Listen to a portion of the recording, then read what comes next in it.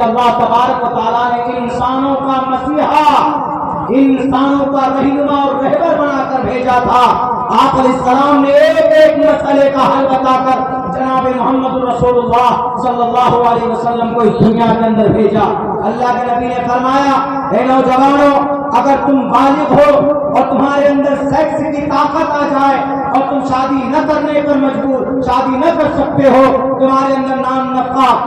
اور ان کے اخراجات برداشت کرنے کی قوت نہیں ہے، تمہارے پاس آمدنی کم ہے، تمہارے پاس چھت نہیں ہے، تو ایسی صورت میں کیا کرو گے؟ صحیحین کی یعنی بخاری اور مسلم کی روایت ہے اور مشکات میں بھی یہ حدیث ہے، میں بھی جو پڑھ رہا ہوں وہ مشکات کی کوٹ کی ہوئی۔ اللہ کے نبی فرماتے، حضرت عبداللہ بن عباس نے فرمایا، کنا مع النبی صلی اللہ علیہ وسلم من استطاع منکم الباءۃ فلیتزوج، اگر تم میں کوئی آدمی ایسا ہے کہ وہ شادی کرنے کی طاقت رکھتا ہے، یعنی اس کے پاس پیسے ہیں، اس کے پاس بیوی کا خرچ اٹھانے کے لیے سب کچھ ہے، گھر بھی ہے، چھت ہے اور نان نفقہ بھی دے سکتا ہے، مہر جو متعین ہو وہ بھی ادا کر سکتا ہے اور اس کی ضرورت پوری کر سکتا ہے، تو اللہ کے نبی فرماتے ہیں فلیتزوج، اس کو چاہیے کہ وہ وواہ کرے، وہ شادی کرے، وہ نکاح کرے۔ لیکن آگے کیا فرماتے؟ بھائی شادی سے کیا ہوگا؟ اگر کوئی شادی کرے گا، اگر کوئی لڑکا شادی کرے گا ٹائم پر، تو وہ کبھی بھی زنا نہیں کرے گا، سماج کی کسی بیٹی کی طرف، کسی پرائے عورت کی طرف نگاہ اٹھا کر نہیں دیکھے گا۔ اللہ کے نبی فرماتے ہیں فَإِنَّهُ أَغَضُّ لِلْبَصَرِ، اس کی نگاہیں نیچی رہیں گی، وَأَحْسَنُ لِلْفَرْجِ، اس کی شرمگاہ کی حفاظت ہوتی رہے گی۔ لیکن اگر کسی کے پاس دولت نہیں، پیسے نہیں، خرچ کرنے بیوی کو خوش نہیں کر سکتا، اس کی ضرورت پوری نہیں کر سکتا، وَمَن لَّمْ يَسْتَطِيعْ، جو آدمی ایبل نہیں ہے، شادی کرنے کے لائق نہیں ہے، عمر تو ہو گئی ہے لیکن غریب ہے، گھر نہیں ہے، پیسے بھی نہیں ہے، تو ایسی صورت میں ہمارے نبی فرماتے ہیں آپ اس کے اندر شہوانی قوت کو کیسے ختم کرے گا؟ اس کے پاس تو پیسے کے لیے بیوی لانے کے لیے، شادی کرنے کے لیے، تو میرے نبی نے اس شہوانی قوت کو کم کرنے کا ٹیبلٹ بتایا ہے۔ وہ کون سا ٹیبلٹ ہے؟ وَمَن لَّمْ يَسْتَطِعْ فَعَلَيْهِ بِالصَّوْمِ، اس نوجوان کو چاہیے کہ وہ روزہ رکھے، کیونکہ روزہ فَإِنَّهُ لَهُ وِجَاءٌ، اس لیے کہ روزہ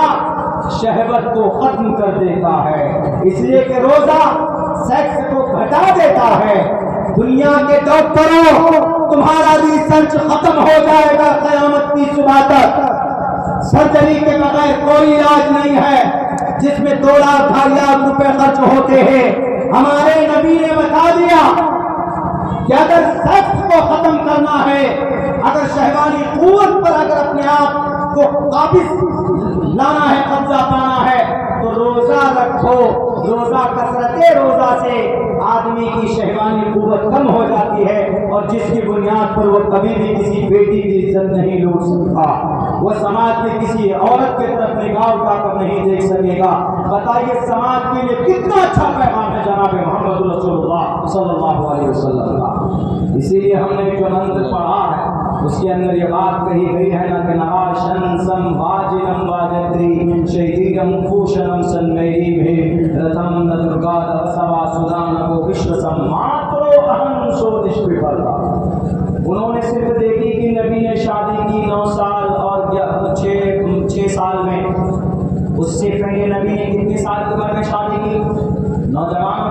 you should to know about that, آپ لوگوں کو اس کے بارے میں پتہ ہونا چاہیے۔ اللہ کے نبی کی شادی کتنی عمر میں ہوئی؟ پہلی شادی 25 سال کی عمر میں۔ جس عورت سے، جس لڑکی سے وواہ ہوا پہلی بار، اللہ کے نبی 25 سال کی عمر میں ایسے نہیں تھے بے روزگار، اللہ کے نبی ینگ تھے، ہینڈسم تھے، خوبصورت تھے اور بہتر بزنس مین تھے، اللہ کے نبی کاروباری تھے۔ 25 سال کی عمر میں ہمارے باپ کی طرح اوپو لے کر سائیکل کھینچتے تھے، ہر وقت اوپو لے کر ہمیشہ کھساری لال کے گانے کان میں نہیں لگا کر نہیں سنتے تھے۔ اللہ کے نبی 25 سال کی عمر میں سیٹلڈ تھے محمد علیہ السلام، یعنی آپ علیہ السلام اس وقت میں ایسے تھے کہ جیسے آج کل کا کوئی ڈاکٹر انجینئر ہو۔ 25 سال کی عمر ہے، سے ایک خوبصورت لڑکے سے ان کا رشتہ کیسا آیا بتا؟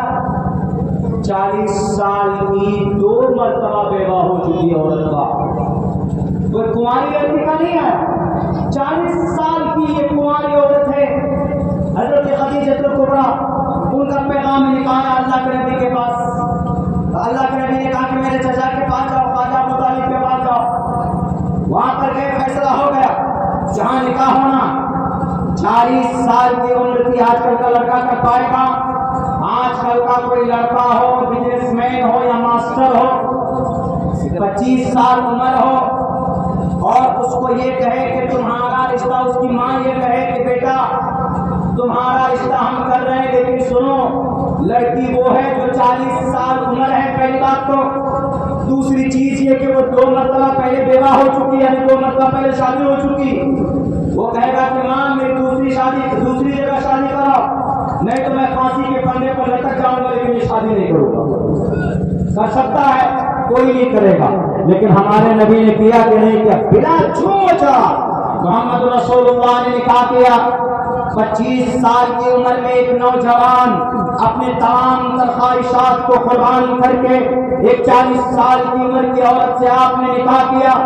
اور یہ نہیں کہ آپ نے نکاح کر لیا اس کے بعد پھر آپ فوراً 1 سال میں دوسری شادی کر لی یا تیسری شادی کر لی یا چوتھی کر لی یا 5ویں کر لی، 1 سال میں 2 سال میں 3 4 5 6 7 8 9 10 11 12 13 14 15 16 17 18 19 20 21 22 23 24 25 سال تک اسی عورت کے ساتھ رہے اللہ کے نبی۔ پہلا نکاح ایک 40 سال کی عورت سے اور 25 سال تک رہے،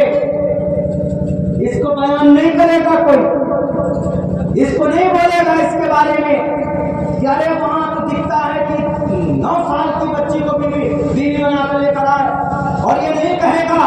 کہ پوری جوانی اپنی بتا دی ایک بوڑھی عورت کے ساتھ، یعنی آپ علیہ السلام کی عمر 50 سال ہوئی تو خدیجہ کبریٰ کی عمر 65 سال ہوئی۔ 65 سال کی عمر میں جب خدیجہ کبریٰ کا انتقال ہوتا ہے، اس کے بعد تب اللہ کے نبی علیہ السلام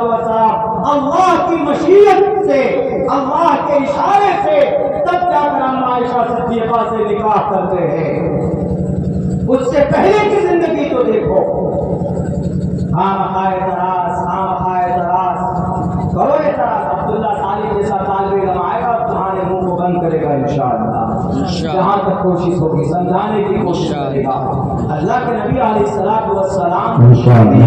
مکمل طور پر آپ علیہ السلام کی جیوی اور ان کا کوئی بھی فعل، کوئی بھی عمل فائدے سے خالی نہیں ہے محمد رسول اللہ صلی اللہ علیہ وسلم کا، اس لیے کہا جاتا ہے دوسری جگہ پر کہا، اچھا دوسری جگہ پر محمد رسول اللہ کے بارے میں کہا ہے، ایک آدمی کہتا ہے وہاں پر خیر 18 تاریخ کو ڈیبیٹ تھا، کوئی مناظرہ وغیرہ انہیں سے، انہوں نے کہا کہ ہم نے تو مسلمانوں کی جو کتاب ہے اس کے اندر یہ بات لکھی ہوئی ہے تو ہم نے کون سا غلط کہا، تو وہاں پر علماء بھی پہنچے ہوں گے، دانشور بھی پہنچے ہوں گے، میرے پاس کے میسج آئے تھے، خبر آئی تھی کہ مولانا آپ کو جانا ہے، میں تو نہیں کیا، میں نے کہا یہ 2 منتر لے لیجیے اور ان کو پڑھیے گا اور ان کو کہیے گا کہ اس کا مطلب کیا ہے، تو یہ 30 14 वर्षा बाद गोविंदे के नगरी काम एकविंशति वर्षा बाद 17 वर्षा बाद याद है ये, और एक शादी के बारे में कहा गया, शादी के बारे में जो मैंने हदीस अभी आपके सामने रखी है, हदीस बुखारी और मिशकात की, लेकिन यही पैगाम सेम मनुस्मृति में भी है। मनुस्मृति में कहा गया यथा वायुं समाश्रिते शतजीवन्ते जन्तवः तथा ग्रस्तामा श्रीते वर्तते इतारा शराना। सेम जो मतलब हदीस का है वही मतलब इस मंत्र का है, तहकीक की है और पूरे 3-4 किताबों में इसकी तफसीर और इसकी माना जो सही है वो खोज करके निकाला। क्या कहा गया, यथा वायुं समाश्रिते, तमाम के तमाम नौजवानों, वायुं यथा वायुं समाश्रिते सर्वजीवन्ते जन्तव, जैसे हवा, just as a air for necessary for the life, जैसे हवा انسان کی زندگی کے لیے ضروری ہے، ایسے ہی as a marriage is a necessary for the human being for the life, ایسے ہی انسانوں کی زندگی کے لیے شادی ضروری ہے،